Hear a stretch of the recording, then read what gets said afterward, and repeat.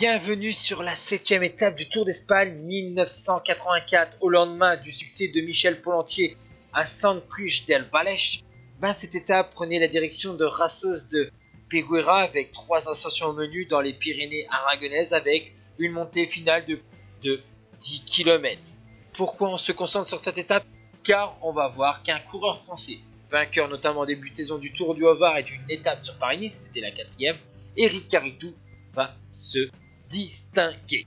D'abord, à 10 km du sommet, Chozas a attaqué avec Alberto Fernandez et Éric Caritou dans sa roue. Ils étaient 3 pendant quasiment la moitié de l'ascension ensemble. Ensuite, Chozas a lâché et derrière, il y a un petit groupe qui s'est formé avec Jiménez, Corredor, Delgado, Ditsen et Rui Pérez. Après des accélérations de Corredor ou encore Jiménez, c'est surtout Delgado qui va se dégager dans le groupe de chasse.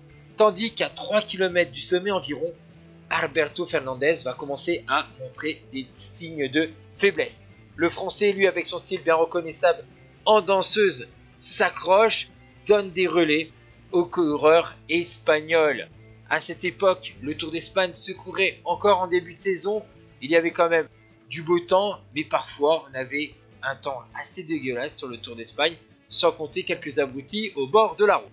Ici, vous voyez que Delgado, lui, va accélérer, accompagné d'un autre coureur, alors qu'à l'avant de la course, on va voir que Caritou va lâcher Alberto Fernandez. Et c'est vraiment une défaillance, parce que Fernandez va lâcher 59 secondes à l'arrivée. Derrière, Delgado rattrape petit à petit, va dépasser même Fernandez, alors que Caritou lui profite des derniers pourcentages pour creuser une belle avance. Le Français, lui, voit des belles espoirs au classement général, mais on va se rappeler un petit peu de la situation initiale. Il ne devait pas venir sur le Tour d'Espagne puisque Sean Kelly devait se présenter au départ de cette Vuelta, et on l'a appelé 2 jours avant pour lui dire: bon Eric, on a besoin de toi, Sean Kelly ne veut pas se présenter sur le Tour d'Espagne, il veut se réserver pour le Tour de France. Ils ont emmené le natif du Vaucluse sur la Vuelta et bien en a fait pour son équipe puisqu'il va remporter cette étape au sommet. Derrière, il y a eu des grosses explosions sur une étape aussi difficile. Francesco Moser, vainqueur du prologue, a perdu 5 minutes. Gorospe 6 minutes et encore La Jarreta, une grande star du cyclisme espagnol de l'époque, plus de 10 minutes. Donc vous avez vu que Éric Caritou s'est imposé, 16 secondes derrière, il y a Pedro Delgado.